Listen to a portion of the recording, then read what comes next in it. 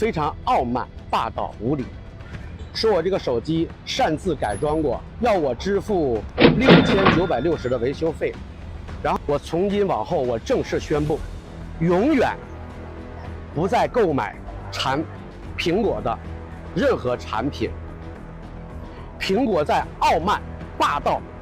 今天是2023年的9月17号，我刚从苹果专卖店拿回来我的苹果13 Pro Max， 使用时间呢是1年零19天。然后经过他们官方检测，这个手机的主板出了问题。然后呢，我当时还有他们客服经过协调，说当初是收我4400修啊，同意只要是硬件的问题就给我免费维修。经过了5、6天的等待啊。最担心的事情还是发生了，他们给我发了一个邮件，说我这个手机擅自改装过，要我支付6960的维修费。然后我又跟他们协调啊，但是呢，他们官方给的回复是以我们工厂的检测为准。苹果的这种霸道的行径啊，既当选手又当裁判的这种行为非常霸道，非常傲慢、霸道、无理。无奈啊。我这个苹果13 Pro Max， 我只能把它砸了。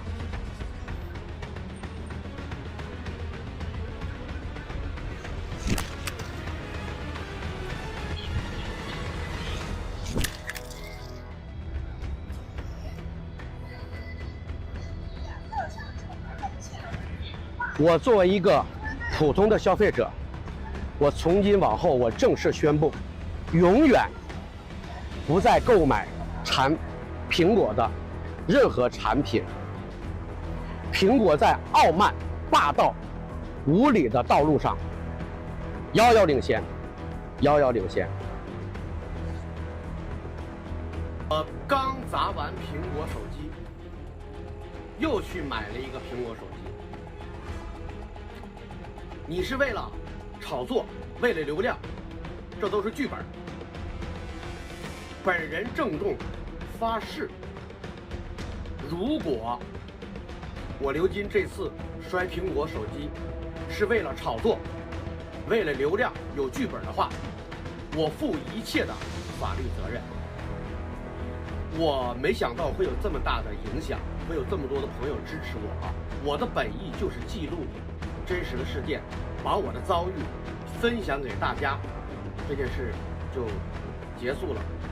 至于微博上热搜、抖音上热搜，是我没有想到的。我只阐述事实，只说真话啊，不会添油加醋。还有就是，特别多的朋友质疑我，哎呀，刚砸完苹果手机，华为的手机好热。很烫吗？很烫，而且烫到 po 文以后，小红书怎么直接封闭1个月不能讲话？可以煎蛋吗？你怎么可以讲话？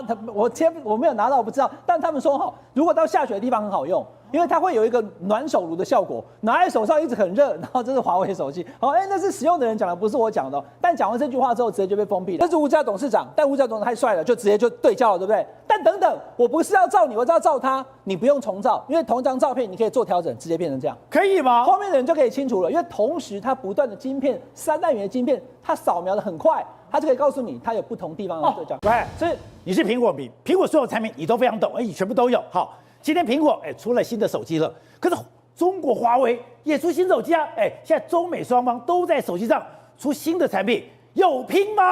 好，宝杰哥，你今天突然拿这个图来叫我比较华为跟 Apple 哈，我实在不知道该怎么讲哈。我先跟大家讲，没有错，因为当这个美国的商务部长去到中国大陆的时候，华为突然无预警的推出来，对不对？它的这个Mate 60 Pro， 那大家讲说中国大陆有能力做自己的这个晶片，厉害，5G 嘞，对不对？但是你要知道这个是几奈米的晶片？7奈米，7奈米。那你知道苹果是几奈米？几奈米？苹果基本上都是5奈米起跳，今天推出的苹果15的 Pro 是3奈米。所以这是3奈米，这是7奈米，基本上我觉得没什么好。有差很多吗？差非常多，因为我就不要给大家秀图，等一下有时间再给大家秀哈。而且现在想到是，苹果今天出来跟华为有个很大的差别是，它是不同的世代。对，因为苹果已经进到了 AI 时代，也就是苹果现在的产品，包括现在 iPhone， 包括 Pixel， 包括现在我们看到特斯拉，它的主流都在 AI， 这个跟其他国家完全不同。华为在推出之后这2天，最多人讨论的就是华为的手机好热。很烫吗？很烫，而且烫到 po 文以后，小红书怎么直接封闭1个月不能讲话？可以接单吗？你怎么可以讲话？我没有拿到，我不知道。但他们说哈，如果到下雪的地方很好用。因为它会有一个暖手炉的效果，拿在手上一直很热，然后这是华为手机。好，那是使用的人讲的，不是我讲的哦。但讲完这句话之后，直接就被封闭了。好，华为我们先不多谈，我跟宝杰哥讲，今天凌晨半夜时间推出的苹果的 iPhone 15，它的手机现在目前全世界都在看。首先，它的充电方式变 Type C， 过往都不是，都是 Lightning。那 Type C 第一个它充电速度快，它传输也快。第二个，宝杰哥在讲 AI 哦，我就跟宝杰哥讲哈，你会用你的手机照相吗？会啊，你会用照对不对？那有没有可能有时候不小心你要照我的时候，都对到后面的吴子嘉董事长，那怎么办？这张照不好重照对不对？现在新的 AI 手机苹果的 i15不用，好，这个我就给你看，因为这个你本来是要照我，这是我，这是吴子嘉董事长，但吴子嘉董事长太帅了，就直接就对焦了，对不对？但等等，我不是要照你，我是要照他，你不用重照，因为同一张照片你可以做调整，直接变成这样，可以吗？后面的人就可以清楚了，因为同时它不断的晶片3奈米的晶片，它扫描的很快。它就可以告诉你，它有不同地方的对焦。我按一下，后面就清楚了。其实宝杰应该这样讲哦，他在拍的时候，他就已经拍到不同的 layer， 他同时都拍了，就看你要选谁。你看，你刚讲我的手机是 iPhone， 我也有手表啊，苹果的 Apple Watch， 那我们最常你都有，因为生活上使用会需要，开车的时候有时候它也可以接电话，可以干嘛？我已经觉得很方便了。但是宝杰哥，他现在更厉害在哪里？你知道吗？因为你在开车的时候。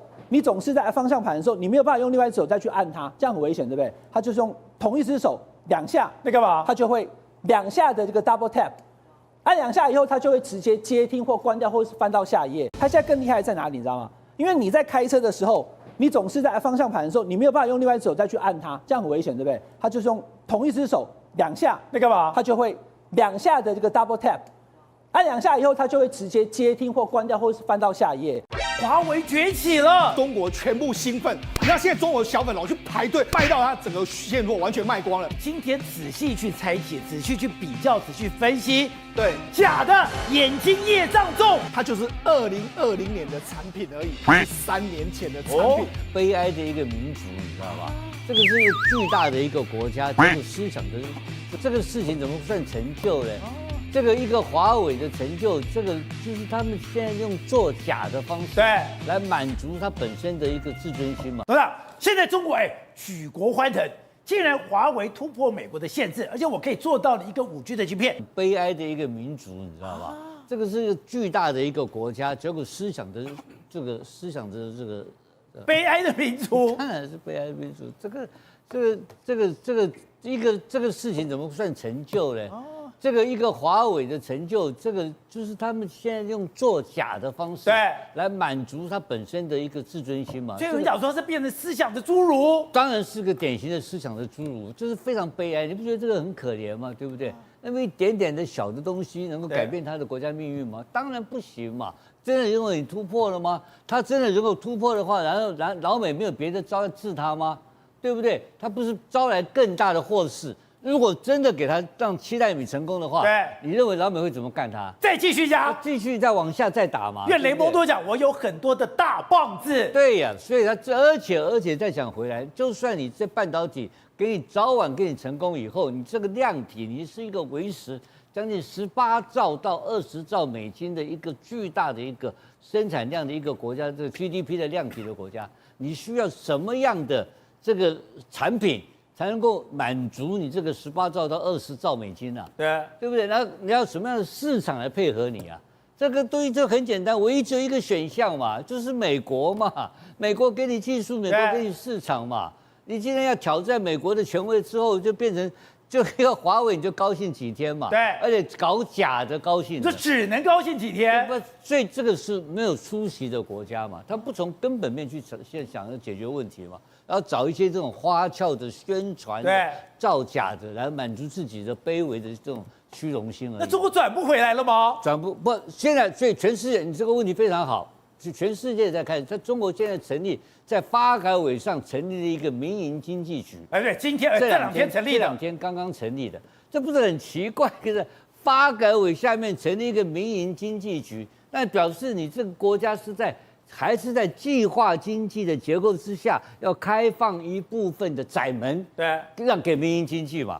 那这个跟世界潮流是违背的啊，怎么会是这个是相向而行的东西啊？对。所以这种的开放方式的话呢，你看得很简单嘛，大家一开始不看好嘛，就是这个目前走到了一个末路途穷了，你知道吧？你走到它走不下去了嘛，对，走不下去的情况之下，它还是在要求说用建设型。用重大公共工程的投资来创造 GDP 嘛，还是在搞这个东西嘛？对。可是现在已经国穷民困了，他怎么可能再创造那么大东西？所以目前呢，就要回到另外一个概念了。当年在这个文革的时候，他有一个很好的机会。怎么机会？因为他国家很穷，所以叫知识青年下乡下岗。那我现在请问你啊？他现在不敢公布他的青年失业率嘛？对，据说到3成了嘛。他今年年初公布到2成，2成就不公布了。现在大概3成了。那这些资金去哪里呢？他不会下乡啊，就会变成游民了嘛。所以他现在搞这个东西，当然没有新的产业的政策出来，对，没有新的产业经济的话，那这个国家是怎么走下去？所以全世界在观察你到底要怎么走。然后你还要继续跟美国作对吗？有这么悲观吗？不是，情况如此。